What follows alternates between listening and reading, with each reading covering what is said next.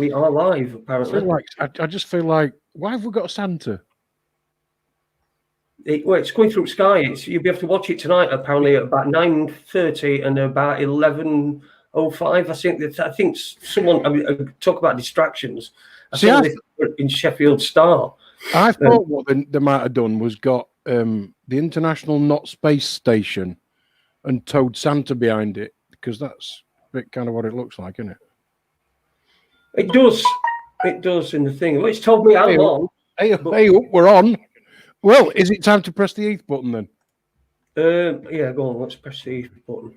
Let me find it. Just a second. Here we go.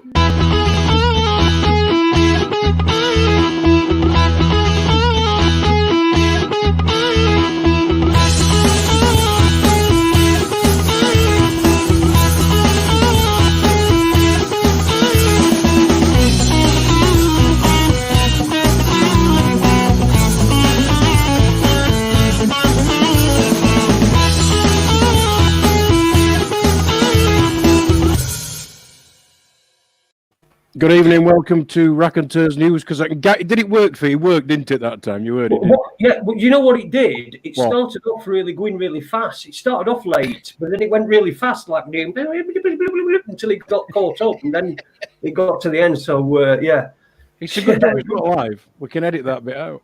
We can. It is live, of course. Good evening, welcome to Raconteurs News with myself, Jason Holmes, and Adie Hardy on this the 21st of April 2020.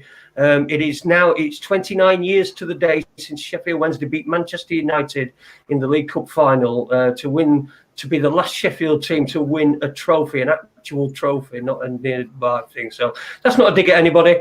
Good evening, Adie. How are you, mate? Have you had a good day in lockdown? Yeah, I'm good, mate. I've had to get a bit annoyed with one of my neighbours because he decided he was going to kick another neighbour's dog. So, right. And it just happened to be the little dog that I look after. So he'd better watch it, because otherwise he'll get his fucking window smashed in. Anyway, other than that, I'm fine, mate. I'm lovely. This is a lockdown. It's not affecting anybody at all mentally. I mean, we called it mental nuclear war yesterday. I think that's exactly what it is. Well, we've got our guest tonight. We're really looking forward to this. We've only got him for an hour tonight due to some child issues and things like that. They require his time a lot more than we do. So we're pleased to get an hour out of him tonight. So good evening, Mark Devlin. How are you, my friend? Hi, fellas. Well, I'm not great, to be honest. Not going to lie. I don't take kindly to being forcibly imprisoned in my own home. I've never been much of a one for martial law and house arrest and the taking away of my natural born rights to freedom of movement. So I'm not great. I'll be great when all this bullshit that we're currently undergoing ends, if it ever does. But until then, I'm going to be someone that's under duress and a great deal of stress, as I am now. And I think I'm probably speaking for a lot of people in being honest about it like that. Yeah, it is. It's. I mean, for me, I've been like I was saying beforehand. I've been in house for nearly 2 years, just about. Apart from occasionally going out, and the occasion when I'd learned to walk on my new leg, and then my other leg decided to start messing about. So I've been locked up, but I can't work out how it would be for somebody. I'm like my dad. Take my dad, for example. My dad's 70. Just in February, he fell out of a tree at 70 years old. He's someone who does things all the time. Now, I know that when he was in hospital, because he broke 23 out of his 24 ribs and had to have operations and all sorts of stuff. So we're in a bad way for a couple of weeks. And then he's just about getting ready to be able to move again and do stuff, because he's somebody that's always been doing things. And now he's locked up again. I mean, it must be horrendous for people. I mean, what have you missed out on? Because I know you've had to cancel some. There must have been some tours and some speaking dates cancelled. Oh, yeah, it's affected me in a major way. I was due to go to Australia to do a speaking tour just before all this madness broke, and that had to be cancelled at great financial loss to myself. And the airline have said, don't worry, you can just rebook the dates and fly another time. Well, that's no good when you don't know when these ridiculous restrictions are going to be lifted. And also, if what we hear about mandatory vaccinations having to be brought in before people can travel internationally again is true, then I'll never be getting on a plane again in my life. I'll be living out the rest of my days in England because I will not be taking a vaccination under any circumstances. I would rather die. So there's that. I was in the middle of moving house, negotiating a house move. That's all had to be put on hold. All it's going to take now is somebody in the chain to get a bit worried about their financial situation the longer this goes on. And if they pull out, the entire chain collapses, which means I can't move house. We were due to have a family holiday. I've had speaking engagements cancelled. So that's my personal situation. I know everyone's got a story to tell like that. I mean, I really feel for you being housebound for the last couple of years. This situation is affecting people in different ways, because I've heard from a lot of people who have full-time jobs or had full-time jobs where they would turn up to a workplace. These jobs were stressful. They'd be out of the house for a long time. They'd only ever see the house at weekends. And at the start of this lockdown period, some of these people were saying, oh, well, this isn't too bad. Got a bit of time at home now. I can do some work in the garden and do that DIY, put those shelves up that I never normally have time to do. But I wonder if they're feeling the same way now, 4 weeks into it. And as this thing goes on, I wonder if they're going to be as enthusiastic about being kept at home when the novelty of it has worn off.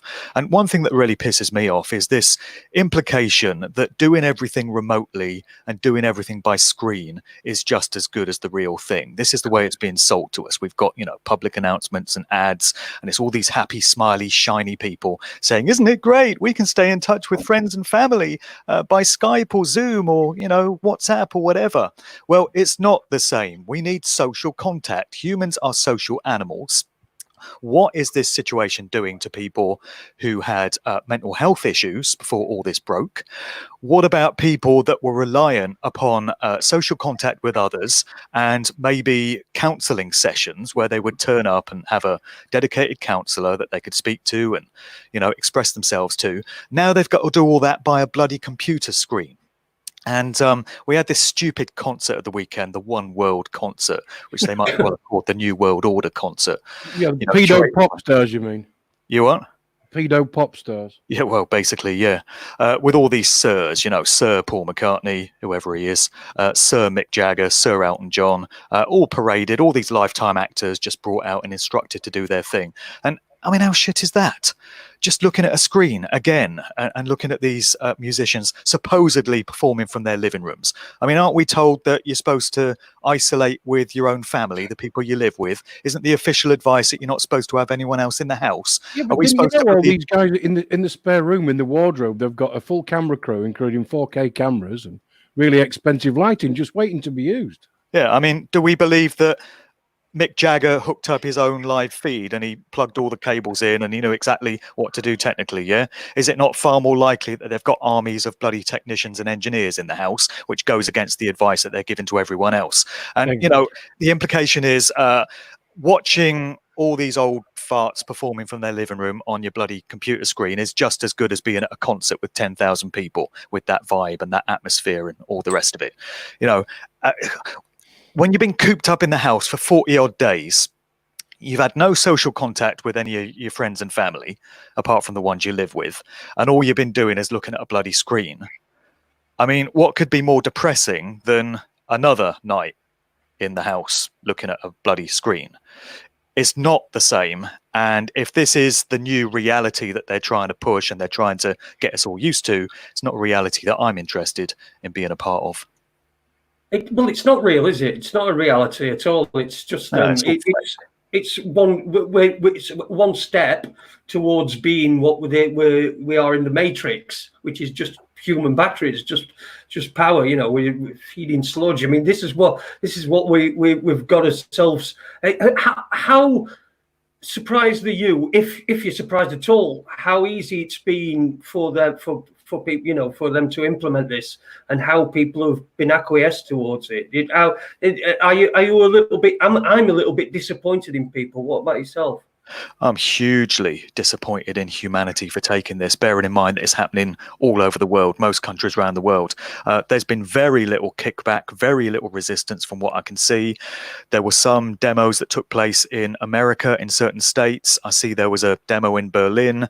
I've not seen evidence of much else. I mean, I keep an eye on YouTube and social media feeds and stuff, and I would think that stuff would come across my radar if kickbacks were happening.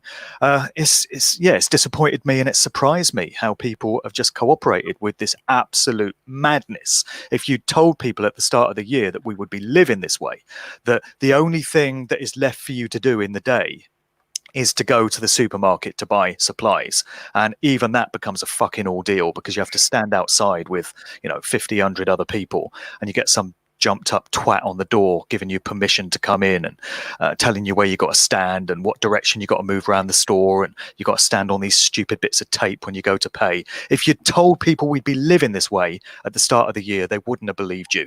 All pubs gone, all restaurants gone, music concerts, sports games gone, holidays gone, flights gone. I mean, it's absolutely fucking unbelievable what they've been able to implement.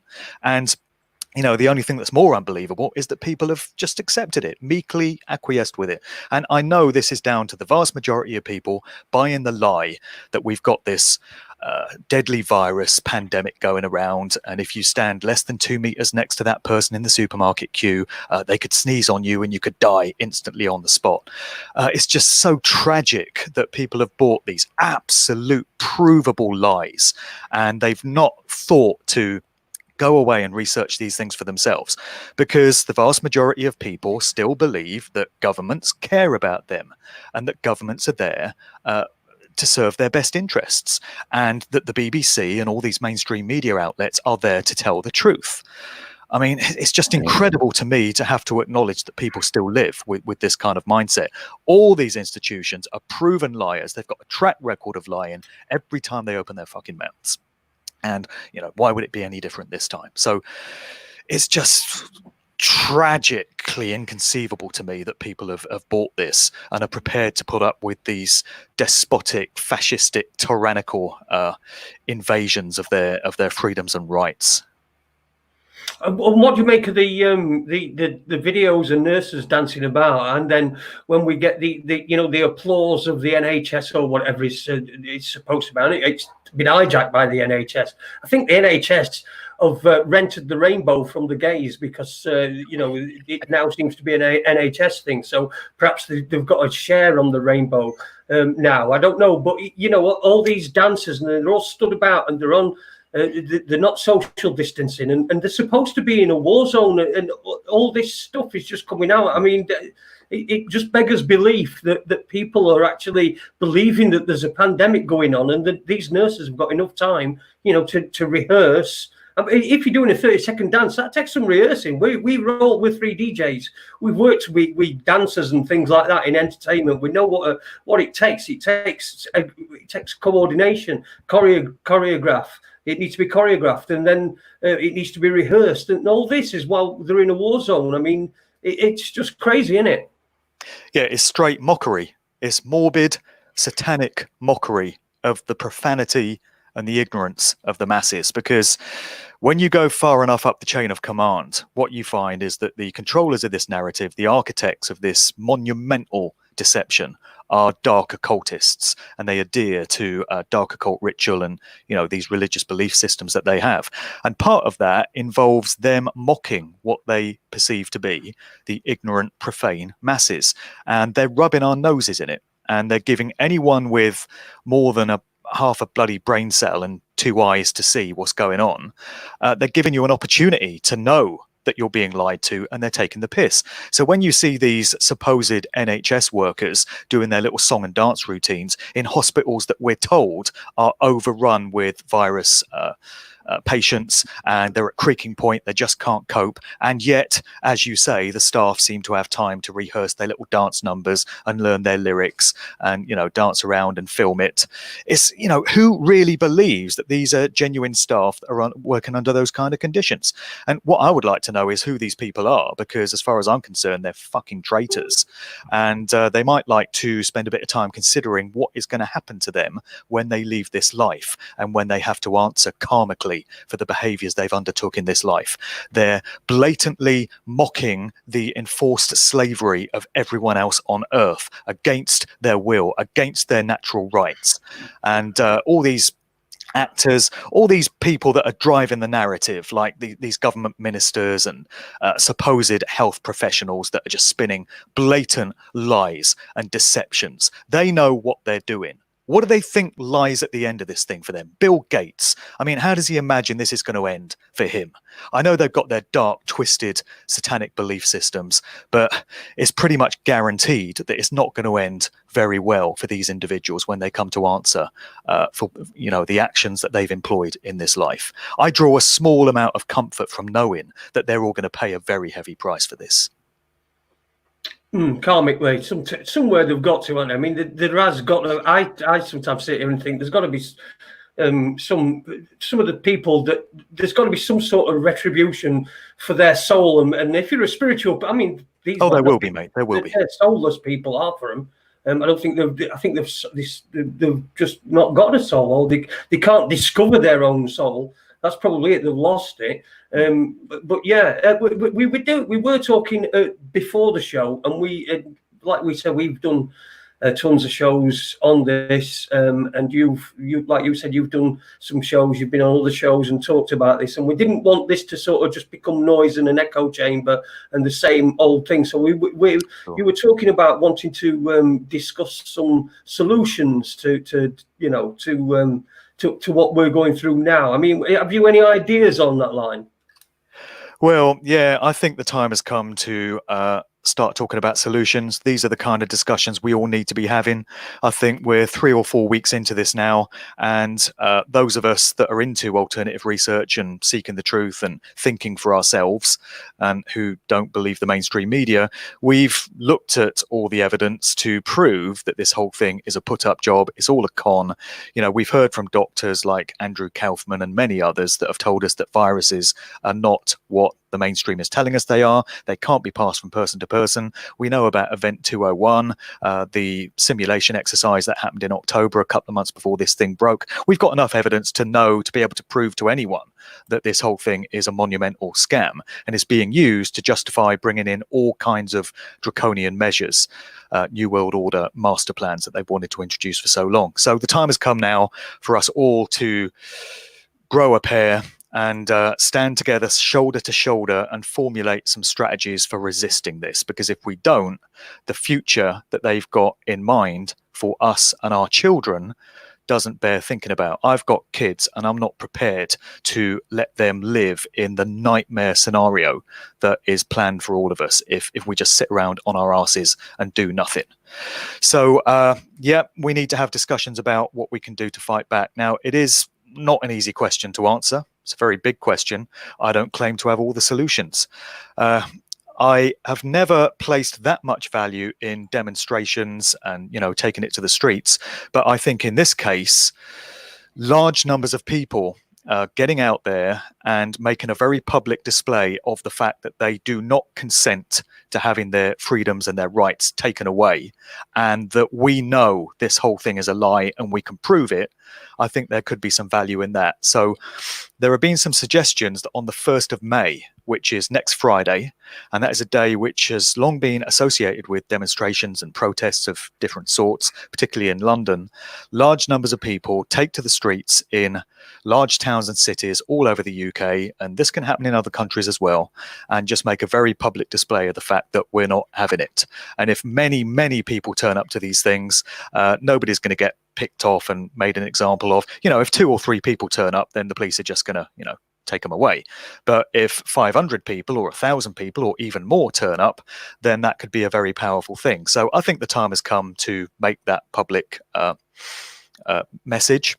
Then on top of that, another strategy, which is completely different, involves an area that I don't know if you guys have much knowledge of, but it's kind of connected to common law, the freeman of the land thing, I guess.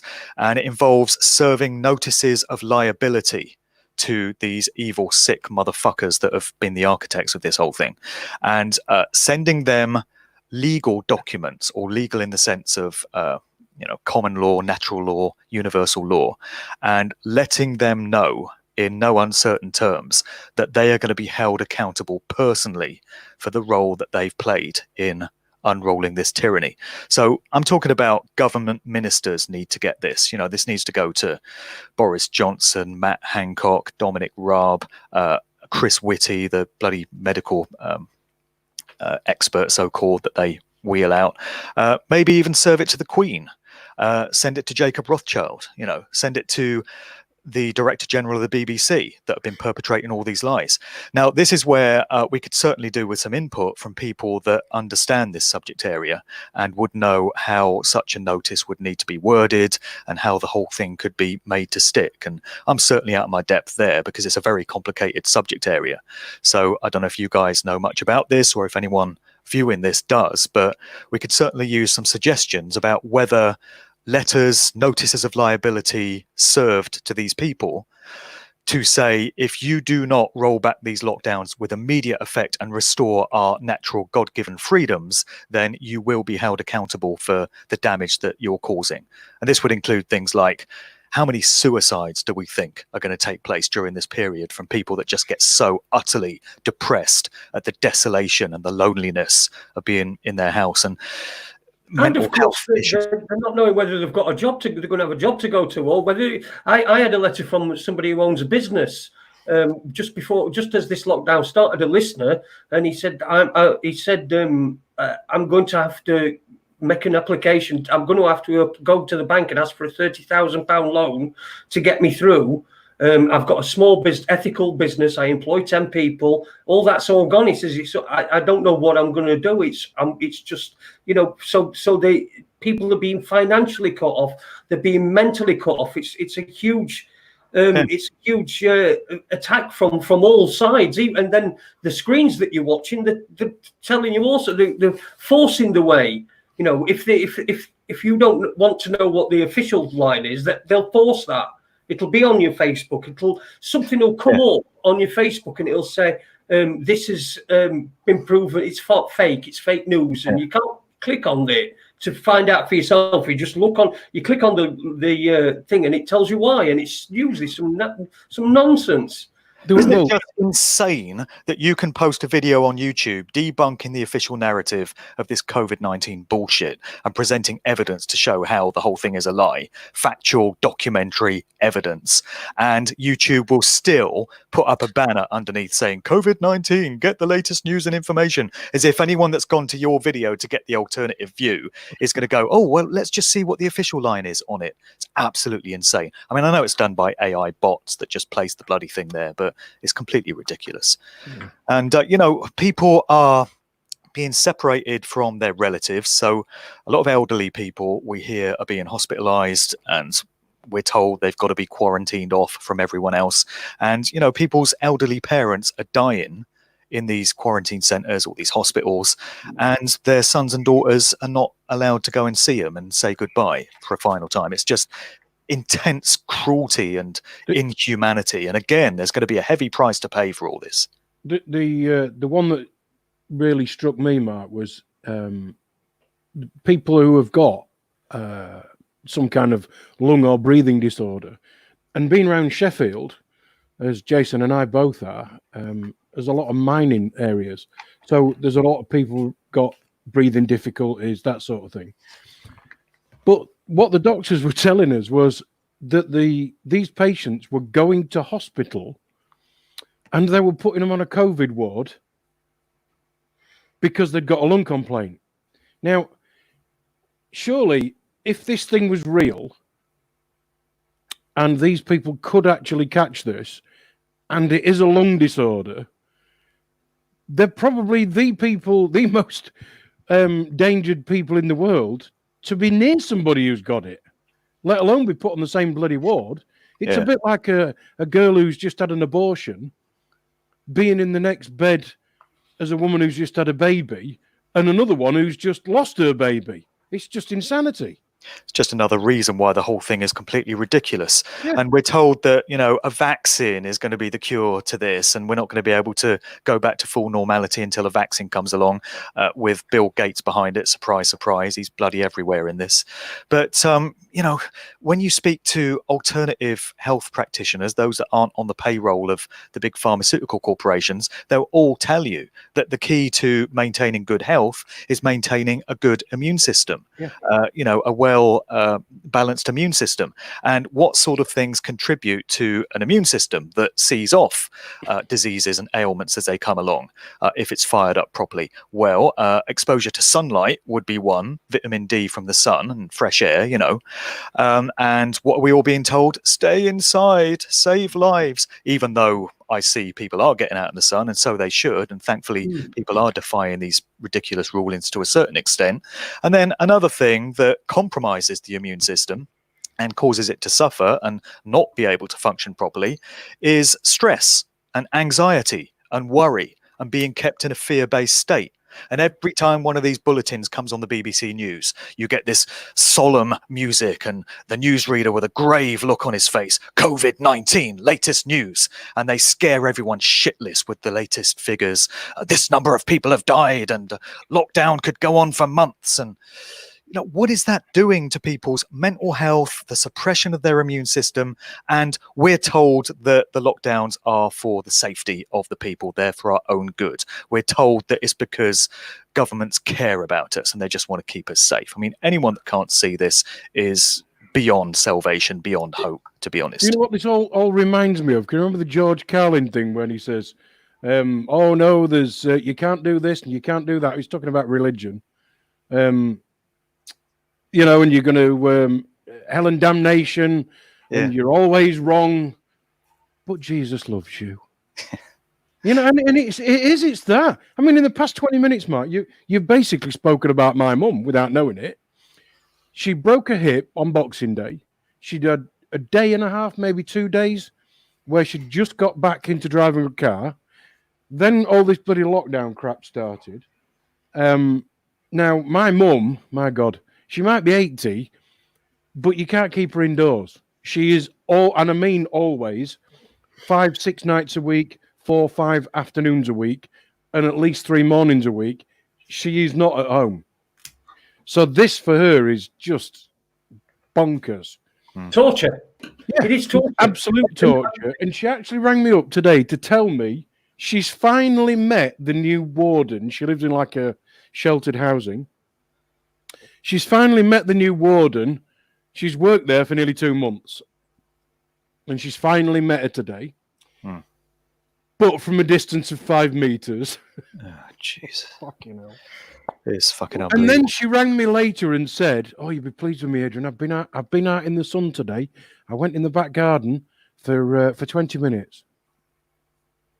Like it's a treat. Yeah.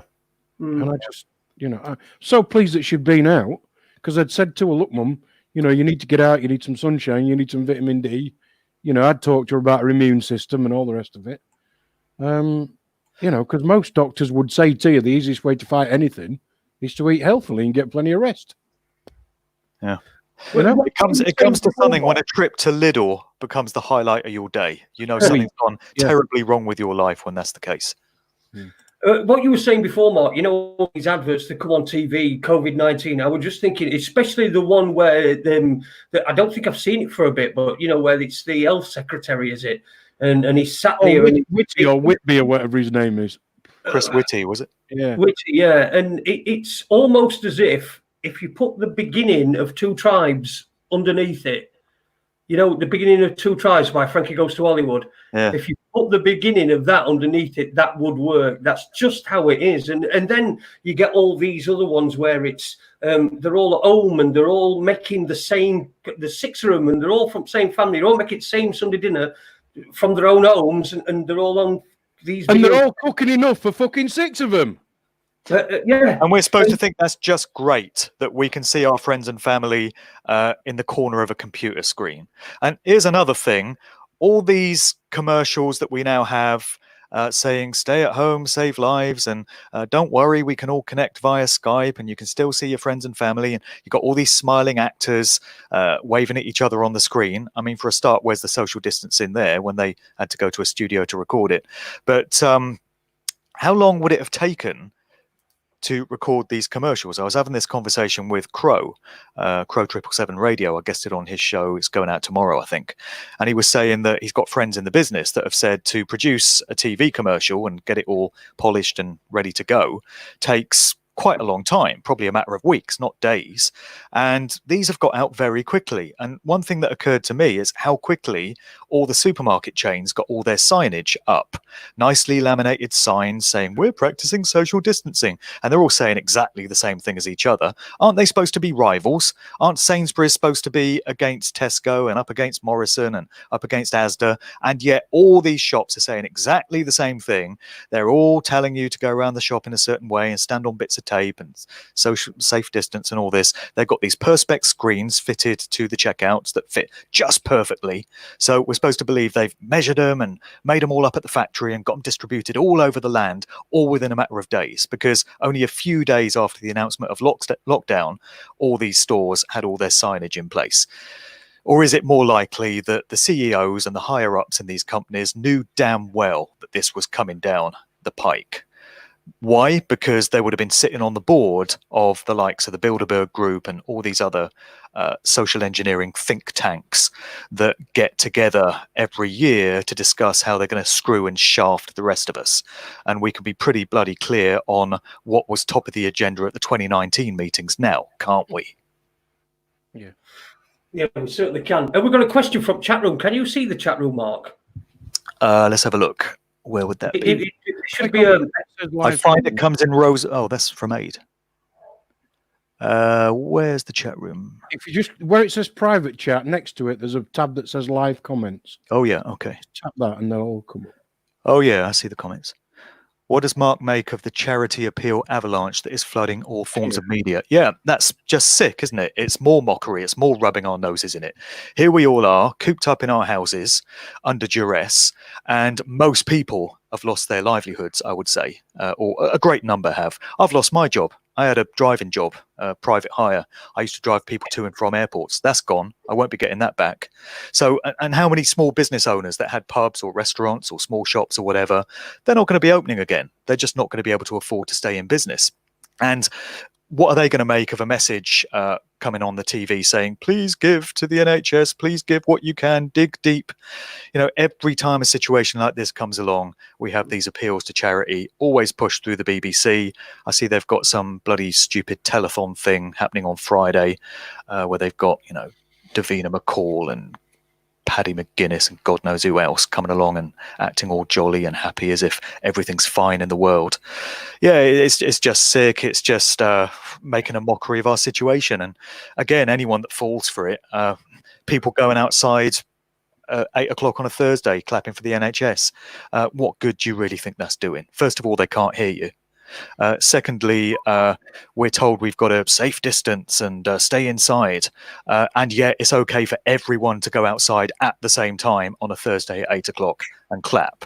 So they're just mocking our ignorance. Well, not us, not guys like us, but the ignorance of the general public that buy everything the BBC tells them to buy. I'm just fucking sick of it. I've had enough. Well. Anyway, listen, it's half an hour gone. We've got you for another half an hour, so we're going to try to get the most out of you we can. We can see you wound up. And we all are, really. I mean, this is what's particularly when you know it's bollocks. I mean, it must be. Yeah. That's the frustrating thing. It's all based on lies, all of it, and we know it's lies. And we're having to live in these ridiculous ways. I feel like I've had 4 weeks of my life robbed from me, because I've not been able to go the places I want. You know, I want to go to the pub when I choose. I want to go out for a meal when I choose. I want to go on holiday when I choose. I'm harming no one. I'm causing no loss. There's no injured party. These pubs, these restaurants, these holiday companies want to be in business. They want to be trading. They've had that decision taken away from them. damn right I'm mad, and everyone else should be mad too. And the only way we're going to get ourselves out of this is when enough people get mad. You know, it reminds me of the Peter Finch character in the movie Network, where he, you know, his mantra is, I'm as mad as hell and I'm not going to take it. He says, I'm a human being. God damn it. I've got rights. Everyone needs to be fired up like this right now. So, you know, going back to what we were talking about, which is potential solutions, I'd love to hear suggestions from people as to what we can all do to unite and you know, throw off this bloody tyranny that we're all under. Well, I think it's throwing off. It's trying to get away from social media, because social media have openly said that anything, if there's any gatherings, anybody who's organising a gathering, it's just going to be deleted from Facebook. So anything like that, it's, you know, we're all we're not only up against these. In fact, I think it's the media that we're really up against. It's the media that's holding this illusion, that's making life to this illusion. So it's those people we need to that we need to expose. But because we're so using all their stuff, because it's convenient, and we've been given this, and look at this is great. You take a picture and then there's that portal, that creepy thing that you can get off Facebook that you put on wall, and then you walk about and it follows you about. I mean, that I don't know how more creepy it can get without looking up someone's skirt. You know, without jumping off of the mantelpiece and looking up the skirt. I just don't know how more creepy it can get that people will accept, but they will. So how do we bypass the social media that is really strangling us as people? Well, yeah, it's ingenious what they've done, isn't it? Because they've told us we can't get together and assemble, and they've got no right to do that to us. It's against human rights. It's against natural law. It's against every law going. And the only way that we can communicate now is electronically, via social media, or via Skype or whatever. And all these things are monitored and controlled. Of course they are. They're all surveilled. I just want to address a comment or a question that somebody put in the chat there. I've lost the question for now, but they were asking about the situation in the courts in Ireland. So I posted a video earlier today, John Waters and Gemma O'Doherty emerging from the High Court in Dublin. I don't know if you guys saw this, but evidently these people are taking some kind of court action out against the corrupt government of Ireland, and they were on the steps of the courthouse earlier today delivering a very emotional speech with a supportive crowd. And I saw the video and it almost moved me to tears, because this is what standing up for your rights looks like. This is what dignity and self-respect and freedom looks like. And I made the comment on my Facebook that the UK needs legal experts of the same ilk as these two to enact something similar here. I'm quite surprised, actually, that unless I've missed it, there's not been any kind of court action, legal action of any kind launched by somebody in the UK. Like I say, unless I've missed it. And maybe you guys have had people on the show that specialize in this kind of area. I don't know if anyone springs to mind in terms of who might be able to advise what we can do by way of going through the courts to remove this tyranny. Well, the courts in Ireland must be open, which is something that they're not here. The courts are not. And my wife's job means that she has to be in court often, and she's been in court over Skype, so she has to make a declaration that there's nobody else in room, and then she can give her evidence. To see that there's actually a building, a High Court that's open, and I did see that with Gemma O'Doherty. I don't know who was it. Did she do it with? Did she do it with John Waters? I don't know who he is, but she was together with him. I've never heard of him. But I've heard of Gemma O'Doherty. I mean, she's one feisty lass, isn't she? I mean, she run for Prime Minister. She ran in elections anyway, in Irish elections, I think, against somebody. So people doing things. I don't know. We need people like that here in England. Where are these people? I mean, I don't know enough about that subject area, but there's got to be people. Did you post a video today? Because if you have, Mark, it's not on your YouTube, which somehow I've managed to get unsubscribed from, by the way, without me unsubscribing. Right. No, I posted it to my Facebook. Ah, right. Okay. Yeah. So, yeah, I mean, solutions, fight back. We're not just going to sit around taking this, and we need to get our heads together and work out what we're going to do. And yeah, I know it's a problem when we have to do it online and it can be monitored, but sitting around doing nothing is not an option.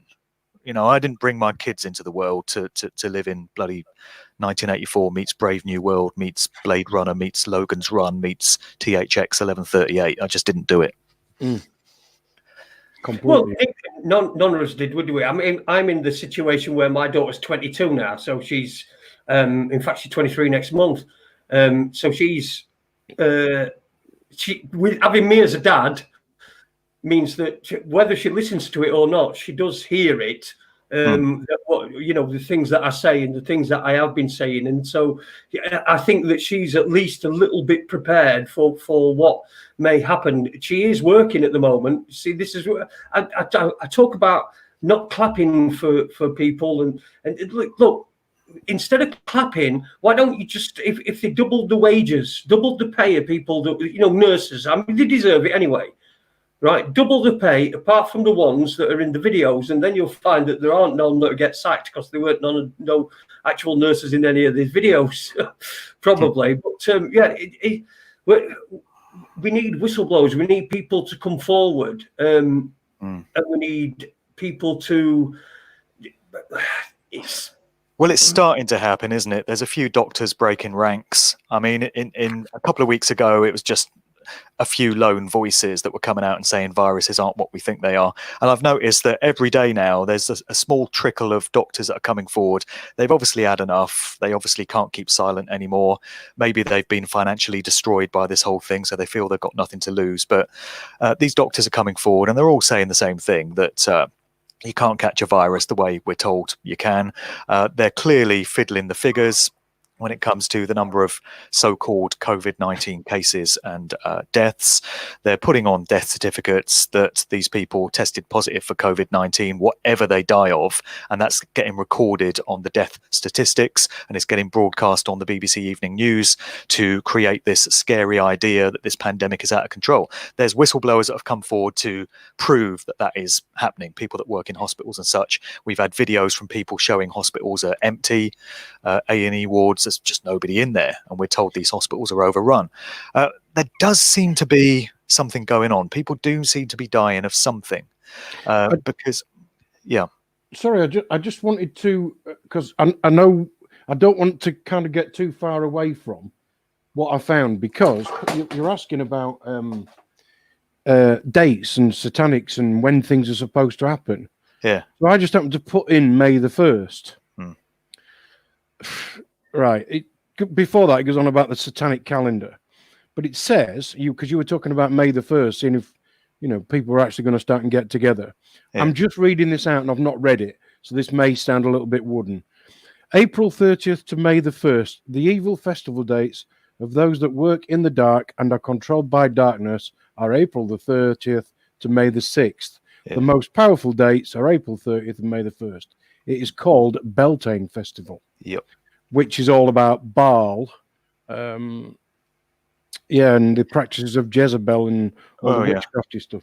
So, I think the 30th of April or the 1st of May would be a brilliant day to do it. So all we need to do now is the satanic vibes with some positivity, right?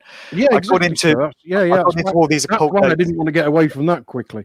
Yeah, well, I'll just quickly cover this and then I'll backtrack to where I was. I covered the occult dates on the show that I did with Crow that'll be going out tomorrow. There is a 40-day season of sacrifice that is observed by dark occultists, and it kicks off round about the 19th of March, which is just before the spring equinox. So these occultists observe the sun and the movements of the sun, and so the spring equinox is very important to them, and that last period of the year before the summer solstice is very important as well. So you've got this 40-day period. Right in the middle of it this year, you had Easter, and it all culminates on the 1st of May, which is Beltane, Walpurgis Nacht.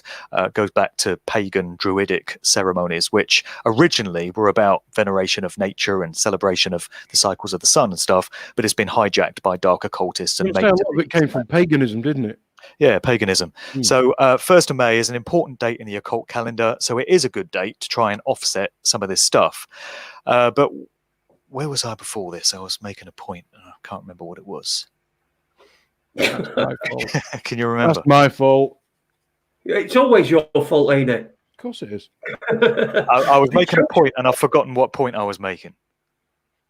I can't even remember where we I were was talking about glimmers of hope. So we got whistleblowers coming Yes, forward. doctors, More and more doctors. And I think personally that Bill Gates's public reputation is finished. I don't know what you think, but I think there's been so much kickback against Bill Gates. I've seen his social media sites. I've seen the comments on YouTube videos of his interview with the BBC and other interviews he's done. And every single comment is Bill Gates getting absolutely savaged by people saying, we know what you are. You're an evil little psychopathic fuck.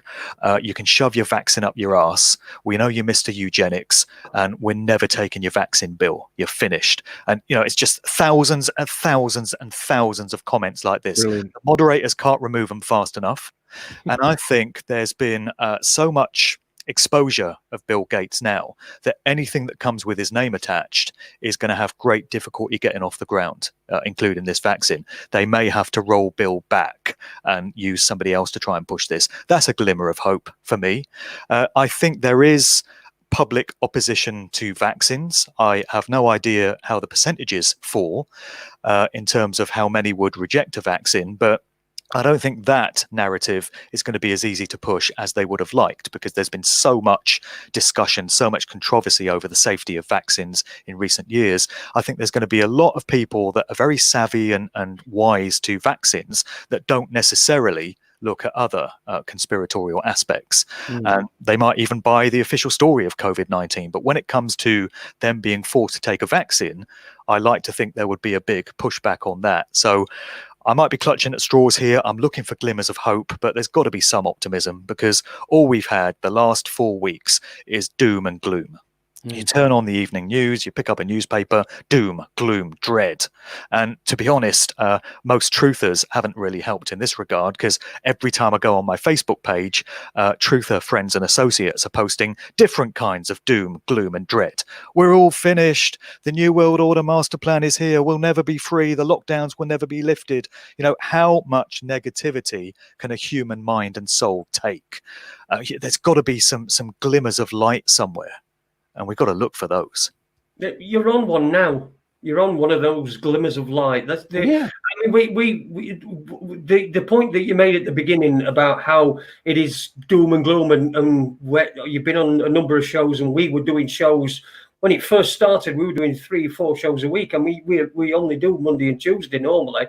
But we've been doing 3 or 4 shows a week, and then last week we did Monday and Tuesday, and then I thought, right, I'm just going to leave it. I mean, we did an After Dark one, which is when me and Adie just like do a late night thing, and where we've got a drink and we just talk nonsense. But so we did that. But we didn't do any more COVID-19 things, because I felt that, you know, we've gone over every single point that we could do. That, you know, we discussed every single aspect of who could benefit from all this. You know, whether it's Bill Gates, I think there's a number of beneficiaries. There's Bill Gates. I think that they've been, for the last couple of years, they've been conditioning us that this Elon Musk SpaceX thing is some sort of real issue rather than just CGI, which, God, you know, you're landing a rocket onto a boat. You know, a rocket that's just been into space, it's come back down and it goes into, or whatever it does, it goes into. Who can take any of that? Thunderbirds didn't manage that, did they? No, Thunderbirds didn't manage that. Yeah, go on, Mark. You were saying. I mean, who takes that stuff seriously? It's just a waste of your time and energy even looking at it. Yeah, people do. You know, they're looking at it and all they're thinking is 5G. Yeah, don't have to pay rent at the moment. Yeah. They're just sheep. Yeah. What do you think? What do you think of the 5G issue? Because I'm not. I saw an American thing today that were very critical of Mark Steele, and anybody that's watched this show will know that I'm probably Mark Steele's biggest critic. Him and his little mates. But I saw he was apparently selling these for $350, you could buy a little flash drive that you put in your computer, and that would then solve the 5G. You would be protected from 5G. I mean, how ridiculous! I mean, I don't. What do you think about the 5G issue? I know there's been a lot of online talk about it, and a lot of people been doing things like burning these 5G masts down. What's your Well, it take? seems to be a very real threat. I've heard it from many quarters, many experts, many people on the inside of the industry that have warned us that 5G is going to be absolutely catastrophic to human health. You know, it supposedly kills birds and insects and stuff, so it doesn't bode too well for us. Yeah, but we don't need bees when we've got Monsanto, do we really? Well, apparently not, no. Yeah. It all ties in, all these different master plans. But yeah, 5G is going to be devastating, or, you know, apparently it's already here. And people have been making the connection between the COVID-19 thing and 5G. And there's the suggestion that people showing symptoms that are said to be that of the coronavirus are actually suffering from symptoms brought on by 5G radiation. And that may well be the case. I mean, you know, I can't prove it either way, but that could be what we're looking at here. And there could be some diversion going on. So we're told certain hospitals are overrun with patients. We get all these scary, way out of proportion death figures. The figure just keeps rising every day, which makes any hope of a lockdown being lifted just get fainter and fainter. And yet people have been going into these hospitals and showing there's nobody there. But at the same time, you're getting testimonies from people working in other hospitals that are saying, yeah, people are in there and they are dying, and it's very real and it's horrific. They've got lungs filled with water, and you know, they can't get enough oxygen and all this. So that could well be consistent with 5G radiation. It will be interesting to see whether the switch on of 5G in different towns and cities around the UK correlates with a large number of supposedly COVID-19 cases in these areas. So I just can't believe the speed with which all this has been dumped on us, to be honest. I mean, we've been talking about this for years, the likes of us.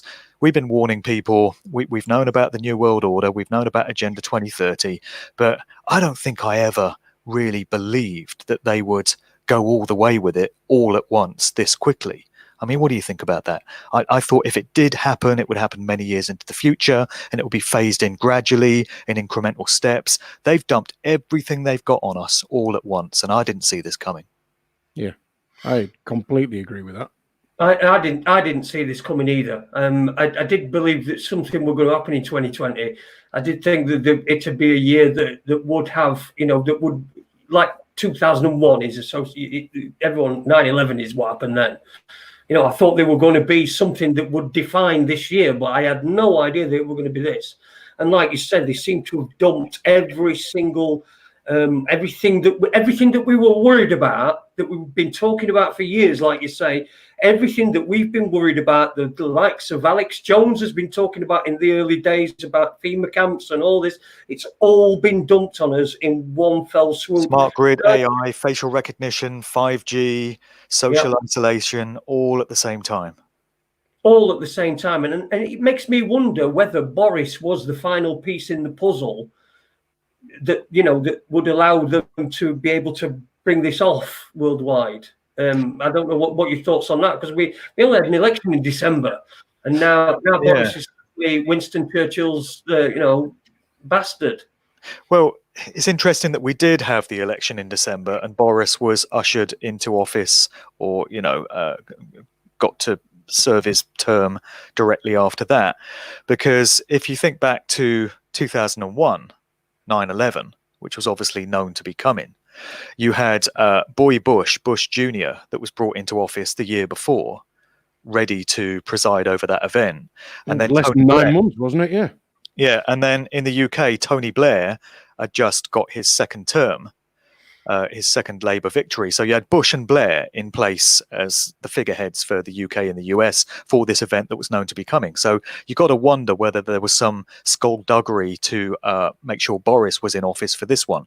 But then again, I mean, we can only speculate on this, but the situation with Boris supposedly contracting this coronavirus, who really believes that he did?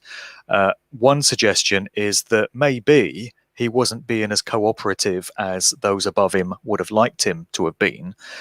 There's talk of him, resisting putting the UK on lockdown until the last minute, until he had no choice.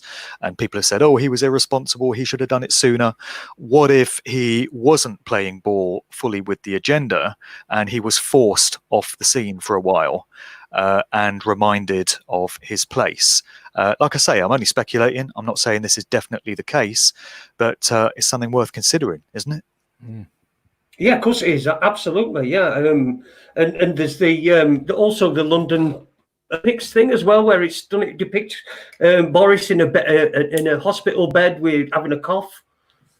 Yeah, the London Olympics 2012 opening ceremony. Yeah. People have said that one of the characters in a hospital bed resembles Boris. That whole thing was just so creepy and so unsettling. But you did have a load of kids in hospital beds, which could have been a foreshadowing of what was known to be coming. If that was the case, then 8 years ago, at least, they knew that this stunt was going to get pulled. And another thing worth mentioning is Madonna's performance at the 2019 Eurovision Song Contest, May last year. So this event used to be all sort of cheesy and crap and naff, but in recent years that's become very satanic and very dark and full of ritualistic stuff, just like all the other music shows. And Madonna did a show last year, did a performance. She's got her patch over one eye, which is her Madam X persona, and she does this song surrounded by dancers that are all wearing gas masks. Go figure.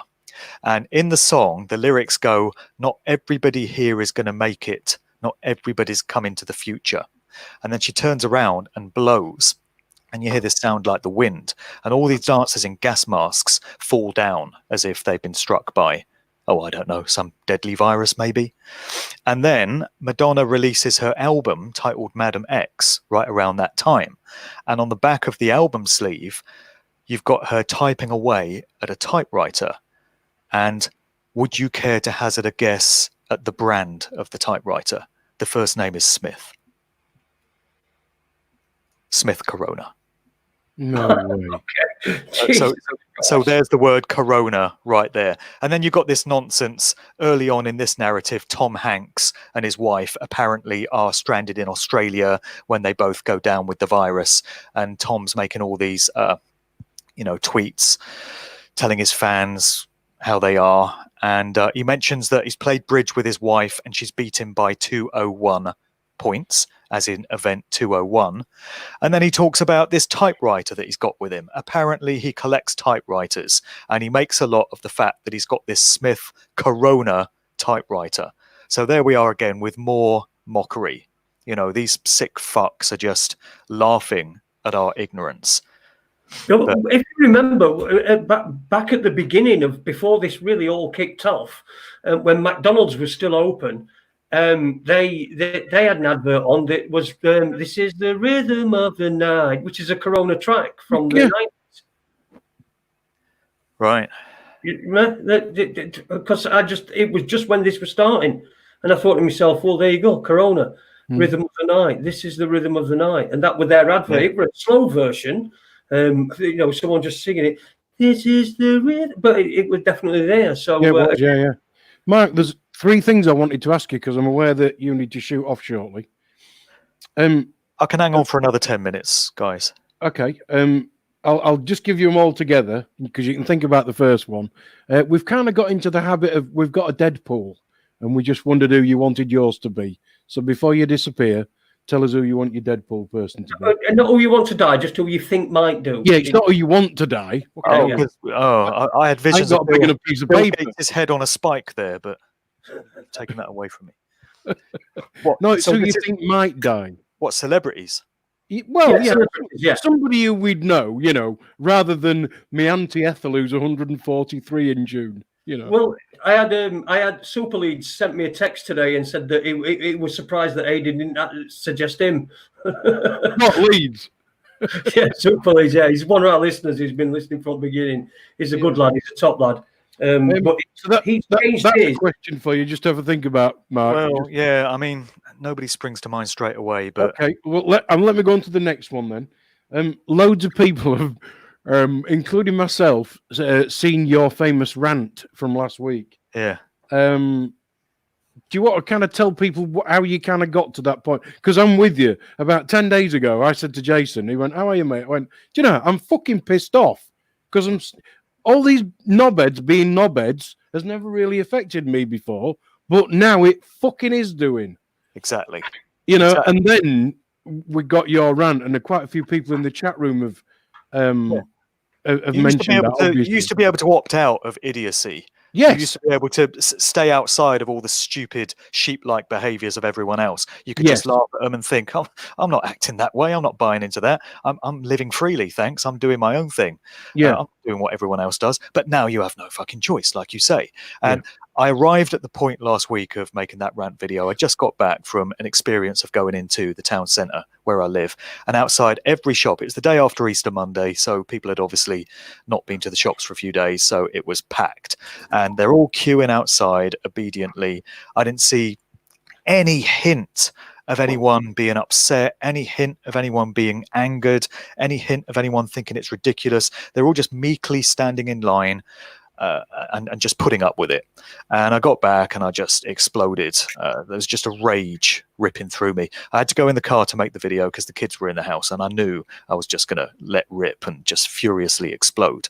And I just let it all come out. And I've had so much correspondence, an absolute ton of mail since posting that video. It takes me most of each day now to go through it because I do like to respond to people. I like to do them the courtesy of replying to them. And people all over the world have said, "You've articulated exactly how I feel, but I couldn't put it into words. Thank you for doing that." And this is great because it shows us that there are people out there that are not prepared to take this madness. But again, we come back to the question, well, what do we do about it? Because if this is the new normal, as we're told it is, and if we're expected to spend the rest of our lives doing this when we go into stores, people wearing masks and gloves, standing 2 meters away from the next person, standing outside the store until the twat on the door tells you can go in, I can't live like this. I'm serious. I cannot live like this. If this is what the future holds, I just can't be a part of it. Now, I don't know what's going to happen, but I'm just stating that I'm not prepared to be a part of that because it's lunacy, it's idiocy, there's no common sense. No, exactly. There's no dignity. Where's people's dignity? It's humiliating to stand in a line like that. You know, it's like you're in a concentration camp and we've done nothing to warrant this. We don't deserve this. We've done no harm collectively, but we're being held in collective punishment. And I cannot live like this. So it's got to change as far as I'm concerned, because I was furious then and I can feel the anger rising back up in me now. And I meant every word. And to be honest, you know, I would rather just not be in this world if that's what this world is going to become. Yeah, I completely agree with that. Jason's often sitting there, you know, flippantly going, "Just say no, just say." But I think that is the only thing people have got to do. Yeah. Just say no. No, I'm not staying at home. No, I'm not going to stand in a queue. No, I'm not going to keep 2 meters away. And no, I'm not going to use your shop if that's how you operate.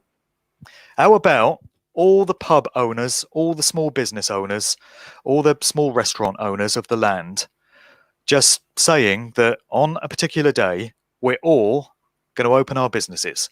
And if they all did it together, what could the authorities do? There's only so many cops they could send round to try and force them to close again. If they all came together and said, "I've had enough of this, I'm not going to lose my business.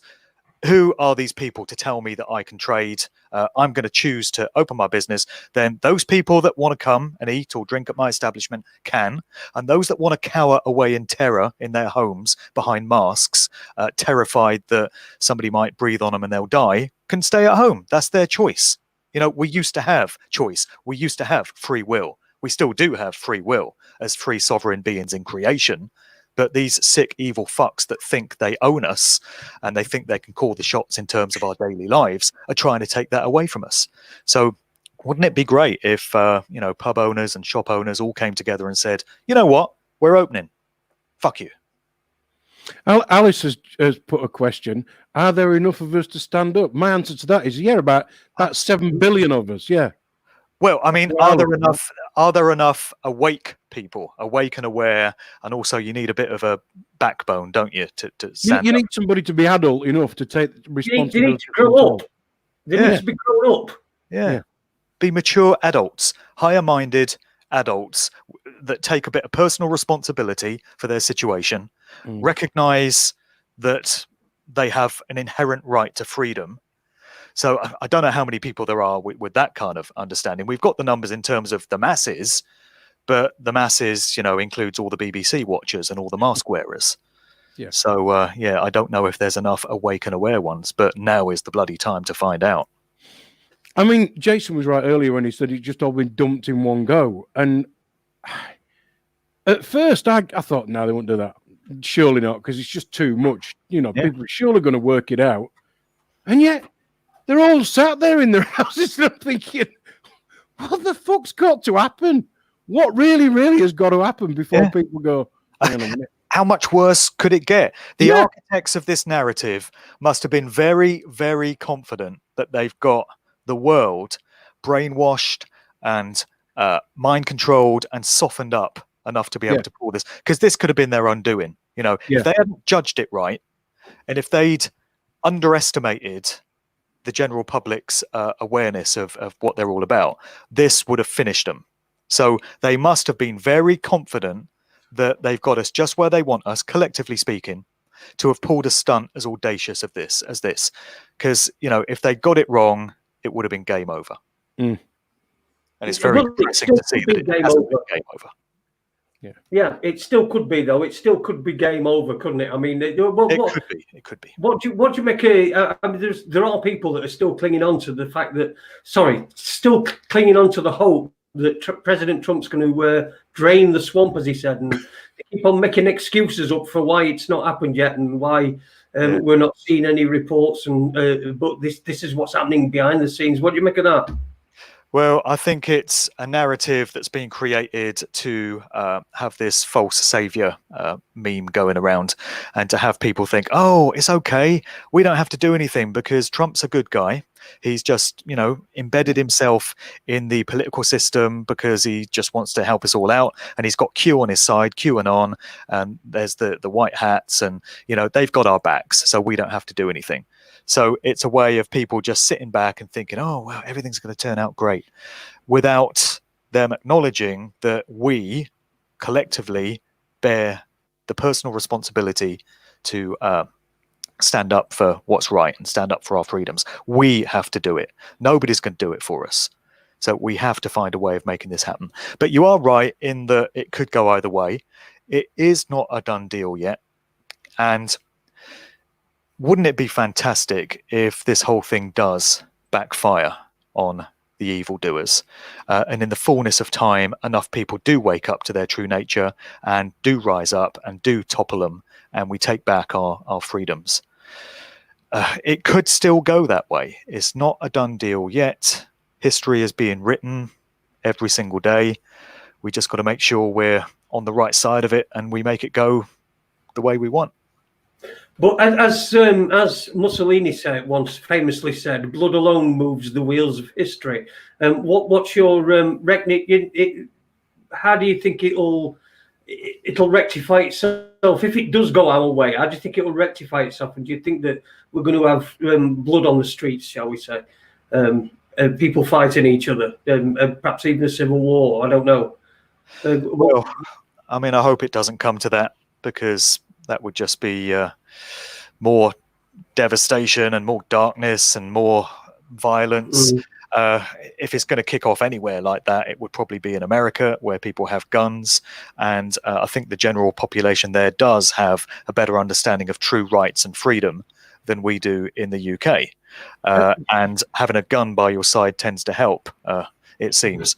I hope it doesn't come to bloodshed in the streets. I don't know what form a change in the whole situation would take, but maybe that's the point. Maybe we're in uncharted territory here. Humanity has never been at this point before, and we are writing the way it all pans out. It is down to us.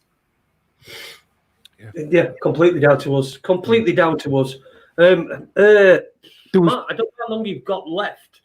Can I just hit Mark with my just final question that I wanted to ask? Sure. And when we did when I pulled those dates up and you said, "Oh, we're doing a show and it's got all those dates in it," can you just tell us exactly what that is, when we can hear it, and where we can find it? Yeah, well, that's going out tomorrow on Crow 777 Radio. So this is the researcher known as Crow and his co-host Jason Lindgren. It's at crow777radio.com. And the first hour of the show is free to everyone, and he puts that up on YouTube. And then the second hour is just for subscribers, and that's where we go very deep, and it's uncensored, and we say anything that needs to be said. So I went into all that stuff on the show. That'll be going out tomorrow. So if people go to crow777radio.com and then catch the first hour there. Cool. Well, you can subscribe to us as well, by the way. Yeah, yeah. Talk about Raconteurs news, yeah. We've got record numbers tonight, which is for us is just it's just been a revelation. It's gone over 100 for the first time, and which means that that I made a promise that as soon as we got over 100 listeners, I was going to quit. I was going to stop. You did. I did. Well, we can all go down the pub. Oh shit! No. We can all. We can all go down the pub. What have I got? I've got some stuff written down. I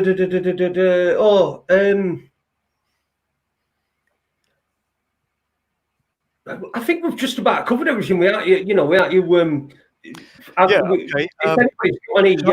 Shall I just go in the live chat and pick one more question if there's? Yeah, go on. Fine. Just if you've got a Deadpool to give us, that would be good. Deadpool, well, Ringo Starr's not going to stick around forever, is he? There you go. That's not a bad shout, actually. Write that down. And a Corona is like a ring. It's a kind of ring. See, I went for Simon Cowell. I mean, Paul McCartney's going to last forever, but Simon Cowell. No, I think Simon Cowell's too much of an asset, isn't he? Well, I don't know. If you look at him at the minute, I think he's got cancer. He's also got that very, I don't know, humble. He's got kind of an aged humbleness about him that only people who know they've not got long to live get. Okay. Well, we'll keep an eye on that one. Yeah. That was just my thought. Super Leeds has changed his, because you were coming on tonight, Mark. He changed this to Fall McCartney. Yeah, so, fall. Yeah. Pride comes before a fall. Yeah. There you go. He'd probably be a coronavirus. So we're going to put you down for Ringo Starr then, are we?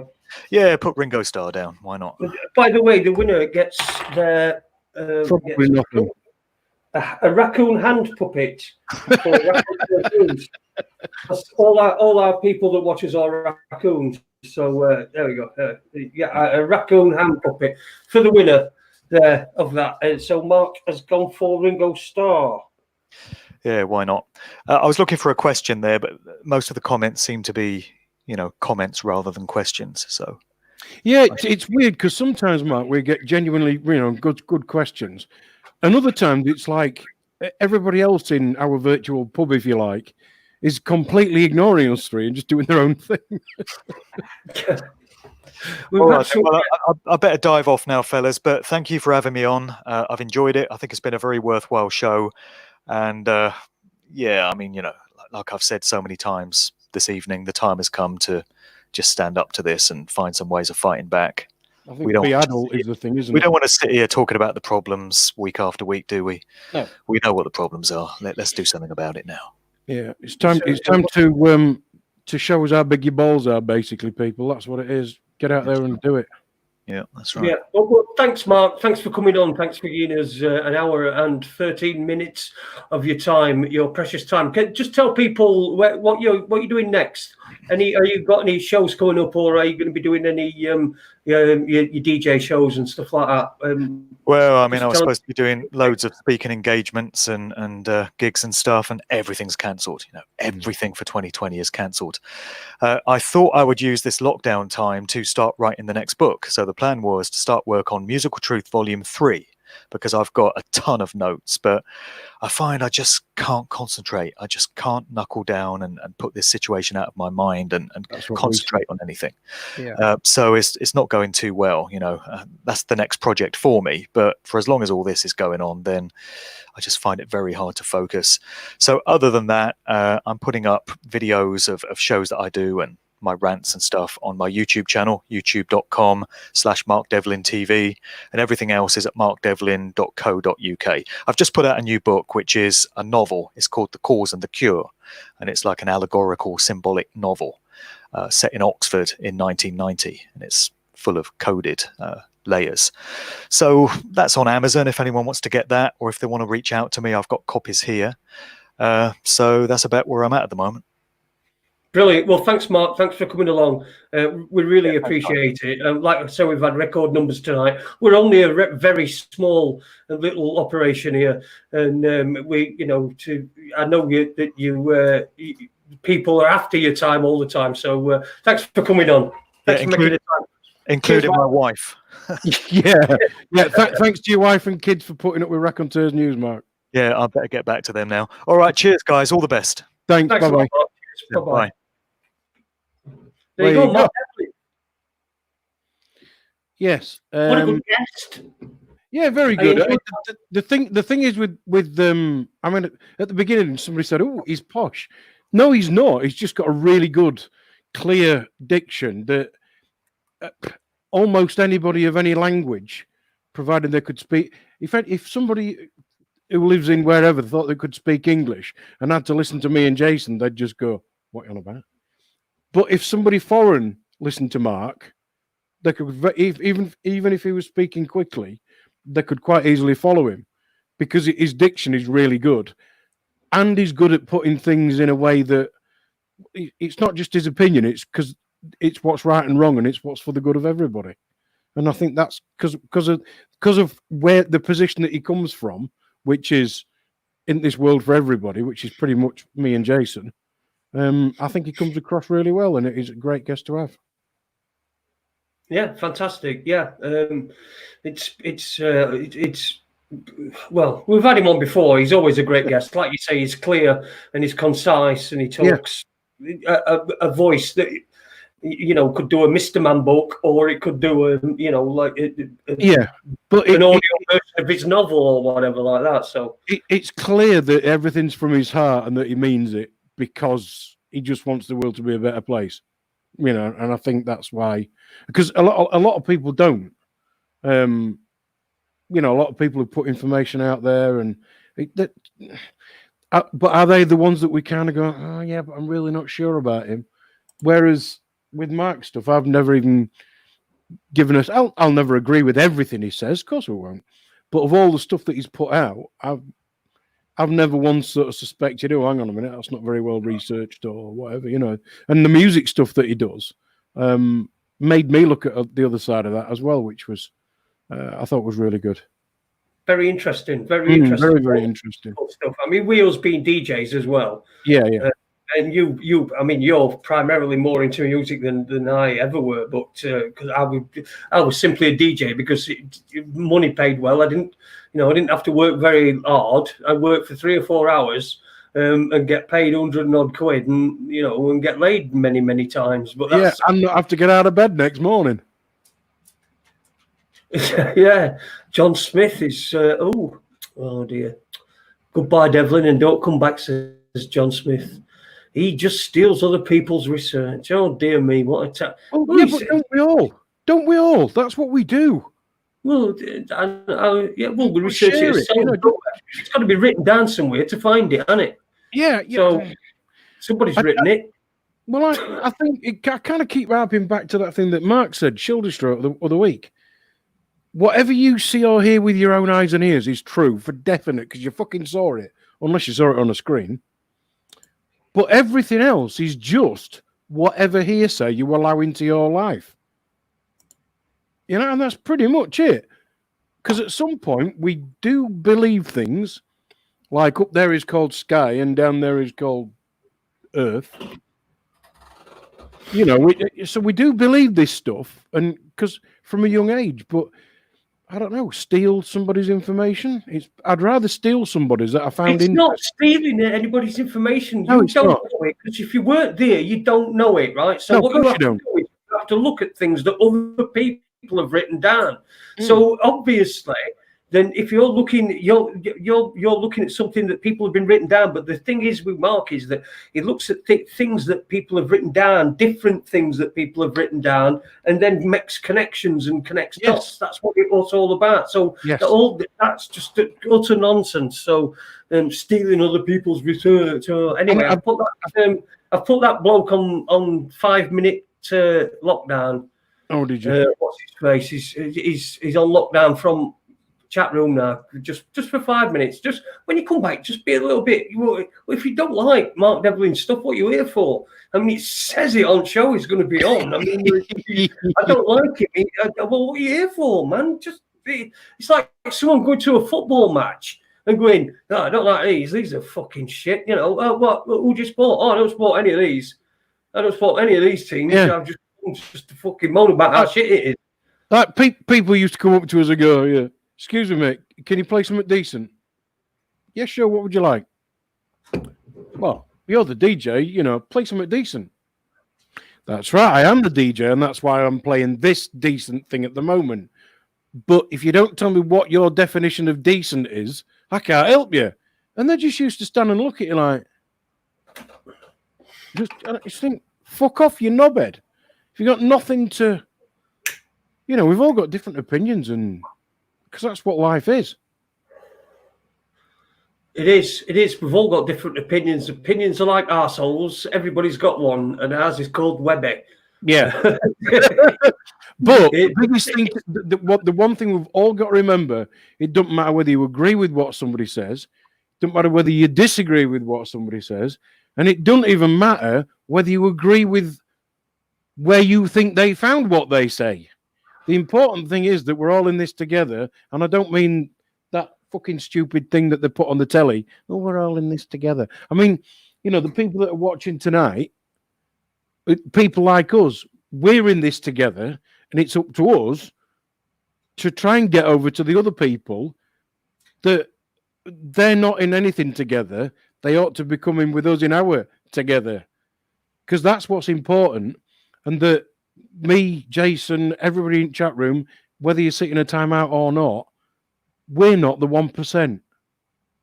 And that's who we need to be getting rid of. So, who am I? What side am I on? Well, that's just the point. That's the point. I'm confused. You see, you just went fucking like round all houses about 8 times and then got to a point. So by the time we've gone all right houses, I couldn't fucking work out which side I was on. The point is, if you're not the 1%, we're all in it together.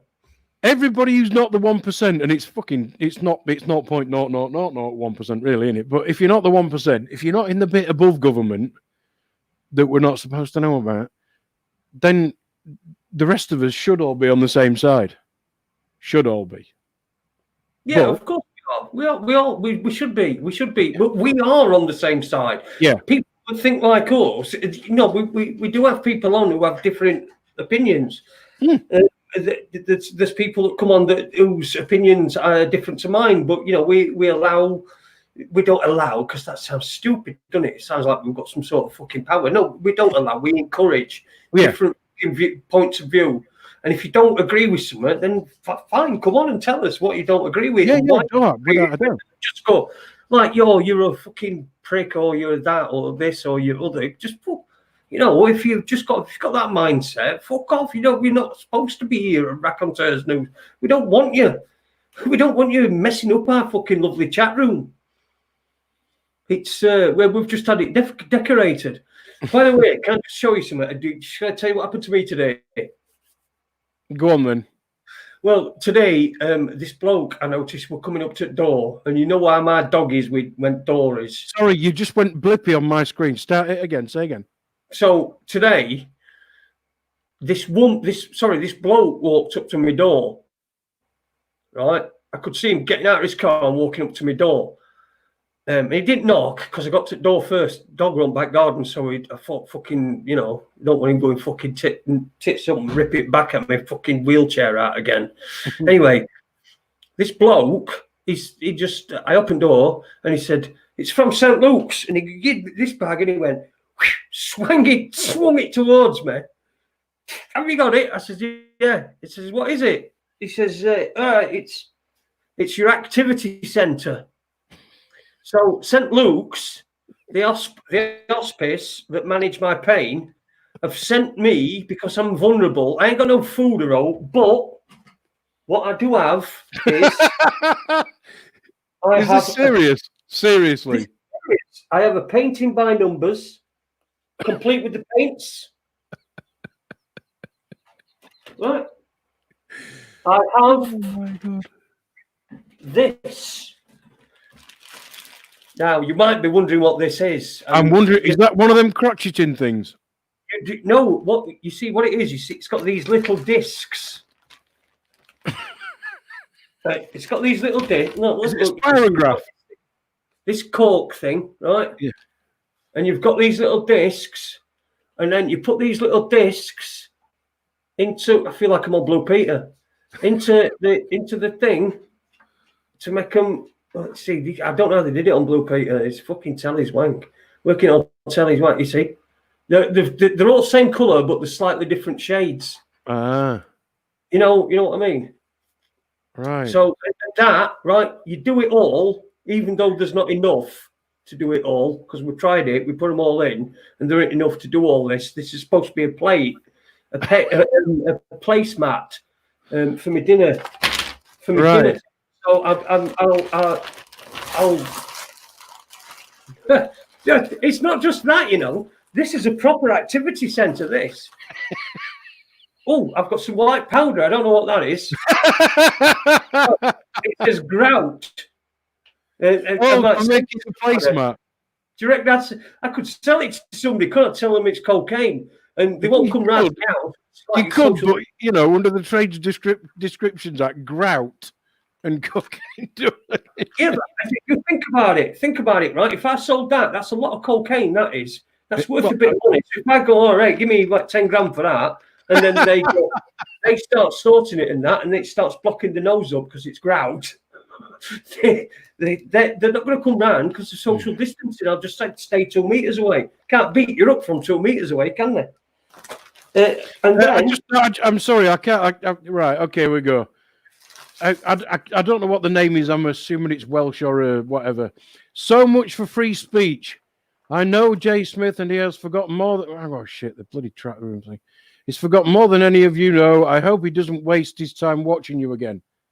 Well, that's one thing we agree on, yeah. Because I will never watch you again. Double standards. No, we don't have double standards. We've got double standards at all. If you don't want to watch us again, off you fuck. But if somebody disagrees with the point somebody's making, fine. Look, it don't matter, does it? I steals everything and is a whatever. Nah, sorry. That's just. I said that when I got 100, that had been my last fucking show. Right? That's it. Not watching again. On last show. He's on last show. He's just said I'm not watching this again. Well, of course you fucking not. Nobody is. Look. Also, I got a similar gig with that one. What is it? It's got some glue in it and a little thing, glue for sniffing and that. And that is a coaster to go with your dinner plate thing. Weird. They've thought of everything, man. They have, haven't they? They have, haven't they? Hang on. What about this?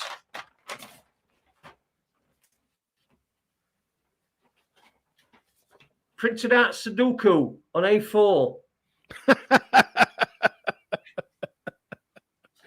Oh, dear. Word searchers on A4. Printed out. Hey, I tell you what, that's a good point. No, Andrew's just put something up. And Jason, that's similar to what we give to prisoners. There you go. But I tell you what, honestly, I'd not thought of that. But if that is the case, then well, isn't that about right? Isn't that absolutely about right? But apparently, right, that's not enough for me. That's only partially. Oh, shut up. Fucking hell, Duwallow, fucking mole mud. Fucking mole mud. You block someone who is giving you a heads up. I didn't block him. I put him on timeout. Bell end. Right. So wrong there. Next. Sorry, I'll get old David Brent on him, shall I? Just a bunch of ignorant northerners. Okay, Mr. fucking Welshman. That's fine. It's listen, if you don't want to listen to us, please just don't listen. It's amazing what that off button can do. You know, you can turn. It's just so fucking. It's just so interesting that you can't find that off button. I mean, well, look, we've got moderators. Let them do whatever. I'm not bothered. It don't matter to me. Yeah, don't matter to me at all. I'm not fucking bothered. Truth. Anyway. What you on till, lads? We're on till 9, aren't we? We've got half an hour left. Sure, we can fill that up. Yeah, there was a couple of things that Mark touched on. A couple of things that I thought he said. When this ends, if it ever does, and I think that was the point of the whole thing. That he said that right at the beginning, but I think that was pretty much what he was saying all the way through. Certainly at the end. You know, it's up to us whether this actually does change or not. Because I think if we all just sit back and wait for things to get back to normal, it just never will. No, it won't. No, it won't get back to normal. Not what you perceive as normal. There'll be a new normal. And the new normal will be this. You'll be in your private residence. Yeah. And that's not even going to be private. Everything that you do, every communication that you have with anybody, whether it's friends, family, or or anybody, it is going to be through screens like I'm talking to you now. Yeah. You can forget coming round to our house anymore, Adie. Well, it's all right. I won't need a cup of tea when I need your house. I'll make sure of that. You haven't even seen me lift, though, have you? No. No, exactly. You're never going to see it. No. Yeah, I think with the one thing that this whole situation, and again, it's actually something Mark said, but history is being made. You know, the world has never been at this point before, and that's a really that's a big deal. Yeah. It is a big deal. But we've still got the people who will be out clapping and whatever. And have you seen because Matt was on about the videos with the doctors? There was one guy who was I forget how he described himself, but basically he was a doctor who his job was basically putting people on ventilators, and I can't remember the technical word that he used to describe his position, but basically he was in charge of people's breathing. That was his speciality for 20 odd years. And he actually he had got a mask on. I think it was so that you couldn't see his face rather than because he was at work, and he was going through the whole thing, about from what a virus to a vaccine, and what the hospitals are doing, and the ventilators, how Ford Motor Company are the ones making all these ventilators that are still on order, apparently. What the fuck is Ford Motor Company doing making ventilators?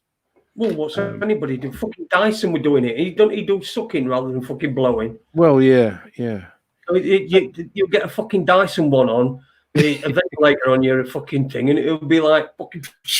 Have you seen them? Have you them bear blade things that they had in fucking medicine? You like that going down? You fucking blowing your fucking lungs up. Yeah. But and that I found that a really good video. It was certainly on YouTube. I'm guessing it was on Facebook. Yeah, that actually Alice has just pulled up another point. I've got that written down as well. The one good thing about wearing a face mask is that they can fuck off with the facial recognition. Or maybe they're getting us to wear them because they're testing new things, whereas they only need that fucking much. Yeah. Testing software where they only need that much, and perhaps a retina can even be able to get you on. You know, Hey, where can I find that video? Jason, just talk a minute, and I'm going to see if I can find that video on YouTube. Retina, scan me for my retina. Yeah. There you go. Fucking lot, and you can get into my bank account now. And all fucking yeah, but only if you've got a 4K thing on. I'm going to look my history. Anything happening in the chat room, Jason? Yeah, I was just going to read some art. I'm going to say to James Howe. He says he's a Southerner, and he's nice, and we know he is. Yeah, James Howe. That's who Uni wrote to us about. We're going to get him on this. I did have a bit of a listen to him on Uni's show, so we're going to get you on, James, at some point. When you feel up to it, just drop us a line, mate, or just email us. It's on at the beginning and end. So is it on the end? Do I do it at the end anymore? What? You don't know, do you? You've not even listened to a fucking word I've said, have you? It's like a marriage, this. No, it's because I'm trying to do this thing for this video. Hang on a minute. What's it called? It's called Respiratory Doctor Blows Whistle on Fake Virus Pandemic. LA Meth Witch is whose channel it was on. Hang on a minute. How do you do that? The thing is, you're asking a man who's just a knobhead and don't know how to do things. Hang on, what can I do to? Oh dear, I don't know. I'll find it again. I'll find it and I'll stick a thingy up. You what? Sorry. Newbean's made a point. It's nice to see that the spraying's not been happening as much, anywhere near as much. And we've had lovely, bright, sunny days. So it's obviously been the same in Sweden. But we can concur that happens here as well. Yeah. It's not. There's no fucking hardly any chemtrails. I saw a plane today with a contrail, for fuck's sake. A proper contrail. A proper contrail that were like disappearing, like, you know, about 2 plane lengths after it would come out. Or 3. Planes are 8 small, aren't they, when they're in sky? And you rate high up. I know what you mean. Yeah. But no, they've what they were doing with the spraying near us, you know, for the first week when we were locked down. You notice now it's not locked up. We're locked down. Yeah, locked down. Yeah, not locked up. That's a good point. Yeah. Locked down, meltdown, melt up. Don't work, does it? Yeah, it's all negative and horrible, isn't it? But no, for the first few, I still found there was a lot of flights still happening. But certainly the past week, if not week and a half, there's been an awful lot less. Right, where's this doctor? Right, here we go. I don't know. I'm gonna try and do a lingo. I'm a knobhead without like this, aren't I?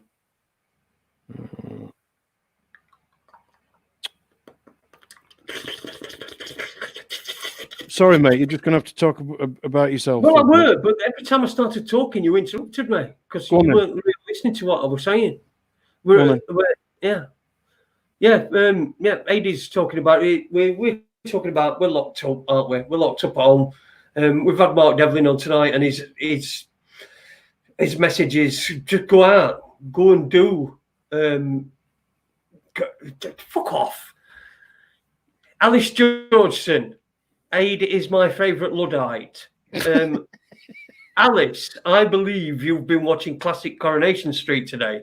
Classic Emmerdale. No. Because somebody on Classic Emmerdale, I'm talking about Alice, somebody on Classic Emmerdale talked about Luddites and how they were Yorkshire blokes. Yeah. Right, I'm just about to put this link in the chat room. I'm not going to type out next to it, but this is the video I was on about with the doctor. I think it's, I don't know, about 12, 30 minutes long. It's really, really good, really informative. But, you know, you've got to take it at face value and hope that it's actually right. It could be a complete bloody hoax. We don't know, but it looked like it had got legs to me. Fucking Alice, have I fucking been in garden? Have you bollocks been in garden? You've been watching telly all fucking day, right?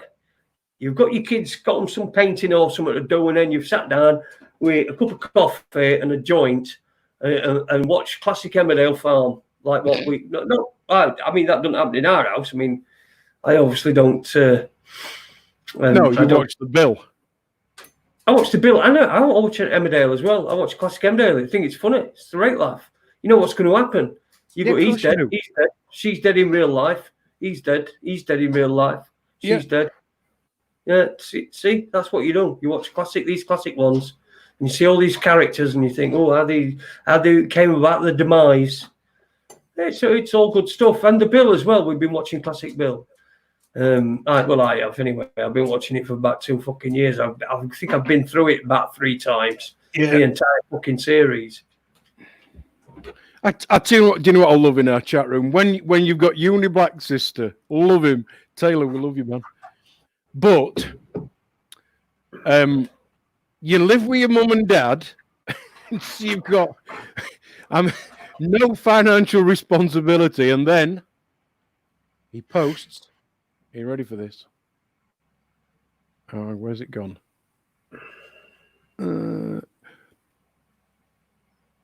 Oh, come on, where is it? It's disappeared that quick in the bloody chat room. That's what it's done. You see, you need preparation before you start. Oh, here we go. We don't have to be part of the 9-to-5 slave system anymore. You didn't fucking get up till 11:30. Did he? Yeah, but he was a 9-to-5 slave when he were at school, weren't it? Yeah. But that was 10 years ago now. Yeah. So for the past, at least the last 8 years. He's only 25. They go to school for fucking ages in America, you know. Yeah, and high school they're about 22 or something, doesn't it? We all think when they're finished, aren't they? Well, not all of them. I mean, some of them have got some brains. I mean, Taylor's got some brains, clearly. He's worked out how to do fuck all, work out how the world really works, and still get away with doing absolutely fuck all. He's our American correspondent. He is. He's. I was speaking for everyone else, not me, Aid. I don't know what that means. Oh, right. So the 9-to-5 slave system. Yeah. He was speaking for everybody. So he's now a spokesperson for the entire world. Taylor. You see, that's another thing that's going to happen on the news, isn't it? Our worldwide correspondent. That'll be next, won't it? Yeah. Oh, Our worldwide correspondent. Well, we've got a Swedish correspondent. That's new being. We've got a Portuguese correspondent, which is Owen. Yeah, I think we got his name right at last. For once. For fucking once. And so we've got correspondents everywhere. We've got our West Yorkshire correspondent, Super Leeds. Mm. Yeah, he's all right for. We've got our Luton correspondent as well, Mark, who's just woke up. What? Mark, our Luton correspondent. Oh yeah. He's just woke up. I thought he fucking were awake already. It's all right. You didn't miss out. It's been crap for the last 15 minutes, but is it this show that's fucking woke him up? Maybe so. Yeah. Just woke up. Come on, Adie, get with program. Yeah. I really, really want to push what Mark was saying. He's right. History is being made, but if we all just sit back and wait for something to happen, the only thing that will happen is this is going to get worse. Nobody's going to. Nobody's going to sort of come and go, yeah, we didn't really mean it, and then all of a sudden it goes back to normal next Thursday or something. That's not going to happen. You know, it's changing, but I think it is up to us. It's got to be up to us, surely. There's bloody more of us than there is of them. But even us. You don't have to get anybody else involved. That's, you see, as long as you yourself are true to yourself and do it, that's all it needs. Everybody only needs to fucking do one person, and that's themselves. Yeah, it's being yourself but standing together, isn't it? It's, you know. Yeah, because the more of you there is, the louder your voice is. You know, you've got to be together. But how do we get together? How do we organise it? It's all going to be fucking come off Facebook. We should have forums. We should set up an old fucking forum. Oh, yeah, you said that ages ago. 2 years ago, you said that. Yep. Forums where it's fucking done by people. I mean, I've got a forum. There is a forum, a Raconteurs News forum, and people do join it from time to time, but I've not been on it for ages. But, you know, on there, that's somewhere where we could get people, you know, together to do something, to do a day where everybody goes, or to try, you know, but you're not going to get enough reach to make it big. The social media's just fucking destroyed everything. It's took over the internet. It's just took over the internet, and it's strangled people like us. And it's not just people like us. It's people like, you know, when Facebook first were about, you know, you can do your business, you can promote your business on, you know, you can have a group on your or a page for your business and all this. Sell your lawnmower. People would go and people would like and everything. And now, if you have a page for your business, unless you fucking pay for it to be advertised, for Facebook to advertise it, no cunt's going to see it. Nobody. And that's a fact. Nobody's going to see it unless they're actually looking for it. And that's what we've got. You've actually got to look for something. You can't put a generic term in, because you're just going to get some crap. If you put a generic term into YouTube, I don't know. By the way, did you see that? Oh, you won't have seen that thing that Dave Von Kleist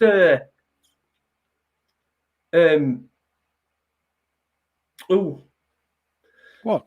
Have you got to get a page up? You want me to get a page up? Get a page up with Google on it. Yeah, go on. Right, Google TV. Oh, hang on a minute. I just need to check something. Yeah, it's all right. TV. TV, capital T and capital V. Oh, hang on a minute. Yeah. Television, capital T. So TV. Television.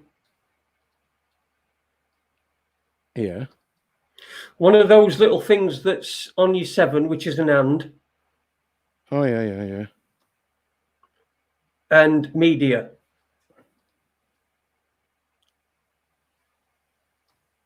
I've got the wrong glasses on for doing that. Yeah. Right, Google it. Yeah.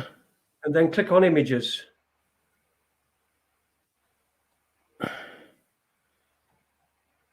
All right.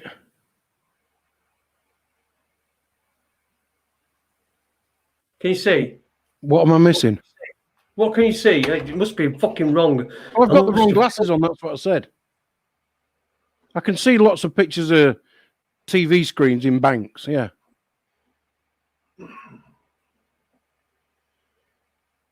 No, fucking hell. What is it?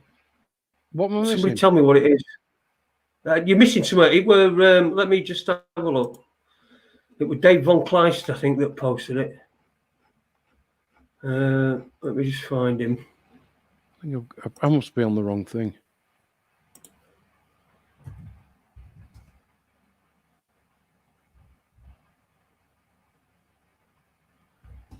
Fucking hell, come on, fucking search. Now I've got an Excel spreadsheet.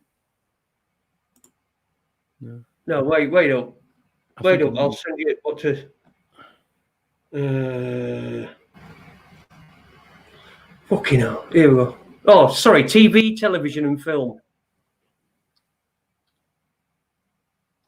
TV, television, and film. So just change media for film.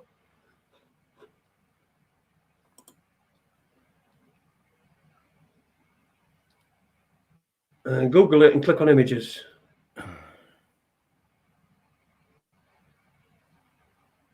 Images, right? Okay.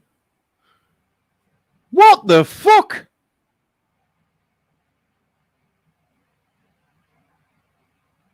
Yeah, exactly.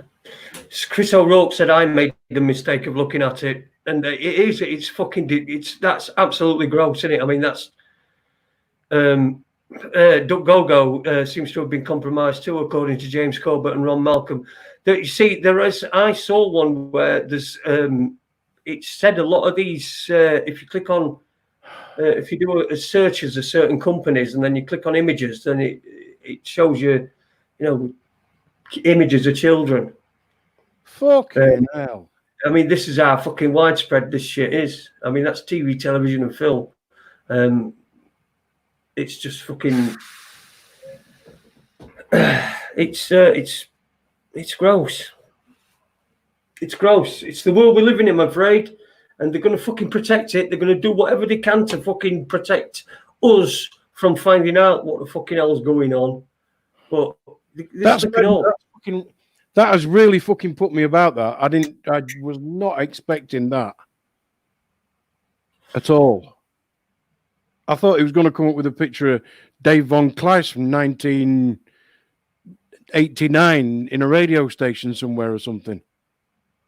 No, I don't think Dave Von Kleist. That I'm quite. It's disturbing, isn't it, to say the least. Yeah, it is. Yeah. Shocking. It does shock you. It shocks you to your core. Yeah, I'm actually it's real on so many different levels. Wow, Peter, I'm sure I'm sure I sent you a link to a video I watched, and it did that. It said it showed you. It said do not do any of these search terms, but it was searching for certain things, certain companies. So he was searching certain companies, and he'd find a website. But if he clicked on images, there were hidden images that weren't actually on the website, but they were uploaded to the website, if you know what I mean. So they were hidden. So, and they had got similar sort of stuff on them. So how does this work then? You know, if you we're storing pictures or something, does it store it on somebody else's computer through some kind of backdoor or? It'll be uploaded to a website, but there won't be a link on the website to the actual picture. It's easy to do if you've got a website and you've got a lot of fucking space on it, and there's stuff that you want to store on there, but you don't necessarily want to share. You can upload it to it, and nobody will. There won't be a link on your website to it. People will be able to find it, like if you were uploading images. Might not be a link on the website to that image, but the image is there, it's uploaded, and then it comes up when you do a search for that company in images. Right. Bloody hell. In plain sight, just Space Scope Farts says. Hidden in plain sight, exactly. That is where Dave Von Kleist had put me onto that, and I to be fair, it knocked me for six, to be honest. And I thought, that's quite. I wish I did comment underneath. He said, "Click on. Why don't you? He said, Google blah blah blah blah." And so after I'd done it, I wrote underneath, "Or don't," because I didn't. I wish I'd fucking not. Because just fucking disgusting. James House said Raconteurs News could do sometime in the next 2 weeks. Depends on when I can get my head straight. Listen, James, we don't know what's going to be going on anyway, so we'll hold you. We'll keep you. We'll bear you in mind for whenever you're ready. We'll hold you fully responsible. Yes, we'll hold you fully responsible for the entire shows. New Being says, I think they need healing. I do not believe revenge is a way forward. If MK Ultra since childhood, what can we do? Yeah, so New Being's making a point that paedophiles might need healing rather than hanging, but I think I know which most people would prefer and what would happen. I don't think if an angry mob got hold of a paedophile, they wouldn't be offering him fucking counselling and to try to get into his inner self and why he does it or anything like that. They'd be ripping the fucking shit out of him. So yeah, in an ideal world, there wouldn't be any anyway. So fucking dirty bastards. Dirty bastards, that's all they are. Bright 77, your favourite man is back in the man, woman, child, whatever. Gentlemen, may I call you gentlemen? That's blah, blah, blah, blah, blah, blah, blah, blah, blah. Uni Black Sister says, Jason, what did I look up? I'm curious to see for myself. No, don't, Taylor. Don't. Yeah, just don't, yeah. Or if you like to listen back. Yeah, just don't. We're not going to say it again, are we? No. I just watched that video, Aid. Interesting, would really definitely recommend it to everyone. I don't know which video he's talking about. Oh, that would be the one I was on about. Is it From the Shadows, was it? In the Shadows? From the Shadows? Oh, yeah. Please, somebody type it up. Whatever it's called. Shadows? Out of the Shadows. Out of Shadows? In the it was something to do with the shadows. Yeah, that weren't it? Hank Marvin and the Shadows. That's what it was called. Yeah. Hank Marvin, Out of the Shadows. I've just read James's thing. He's put a thing about Daisy stroke Bex. yeah. Isn't she amazing? Sorry, yeah, that's called Out of Shadows. Out of Shadows. Yeah, bung it on YouTube. It's a guy who was a stuntman, and how he basically worked out by being surrounded by it, all the Illuminati shit. And he had an injury, didn't he? So he couldn't do it. Yeah, he broke his back. Yeah. If he had not had that injury, he'd probably still be doing it. Yeah. So let's not pat him on back too much. He's, but he didn't say out at time, did he? I like that one. Uni Black Sister. Daisy and Bex are very intelligent, so they are, plural, definitely people, plural, that can pull you in. Taylor, I got a secret. There's only one of them.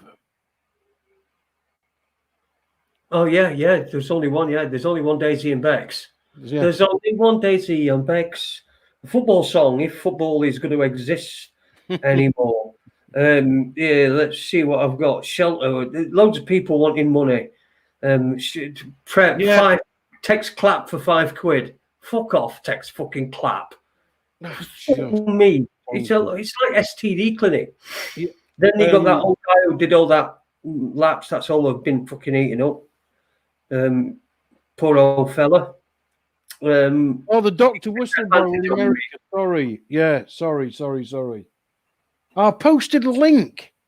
Flick back in the chat room. I posted a link to it. Bollocks.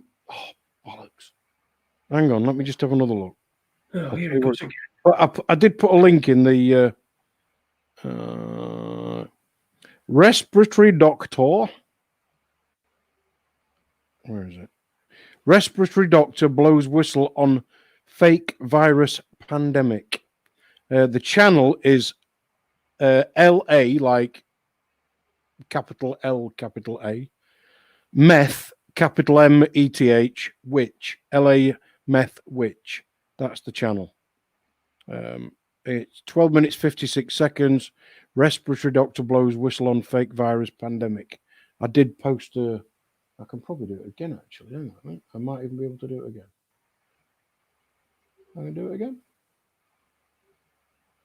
I think it's I can't hear you when you talk like from side. What? So, what do you mean for what? You were saying something? What? Oh, right, you posted something. Yeah, I've just posted the link back in again. All right, good. Oh, Super Leader said at Raconteurs News, you said you would pack up after 100 watches. Do us a favour. All right, then. There you go. Later. No problem at all. Thanks for watching, everybody. And it's been incredible, hasn't it, Aid? I mean, we had a good time. We've got green screens as everything, so we've got something to remember it by, haven't we? Yeah, of course we have. Yeah. Anyway, so we've got about a minute, and we've got a minute left. What do we do for his last minute? We'd got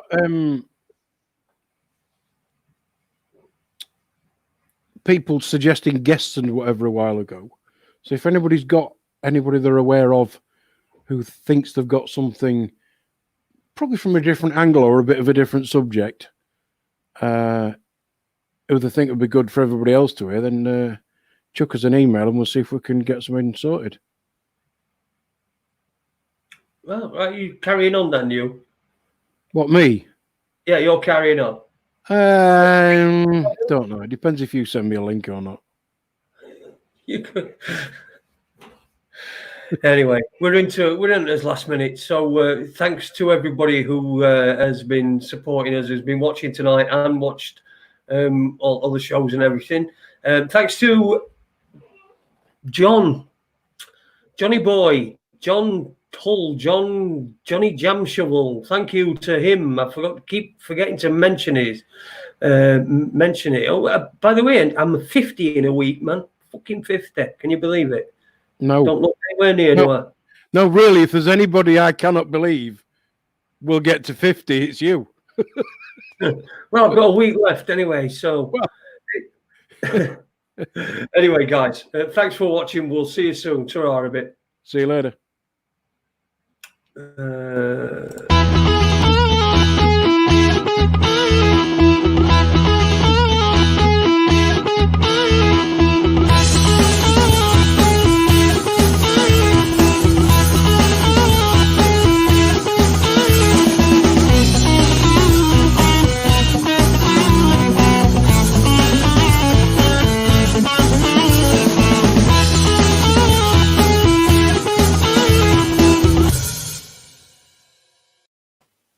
Turn it off, then.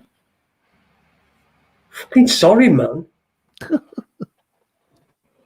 Creepy stare into... That's not till next week.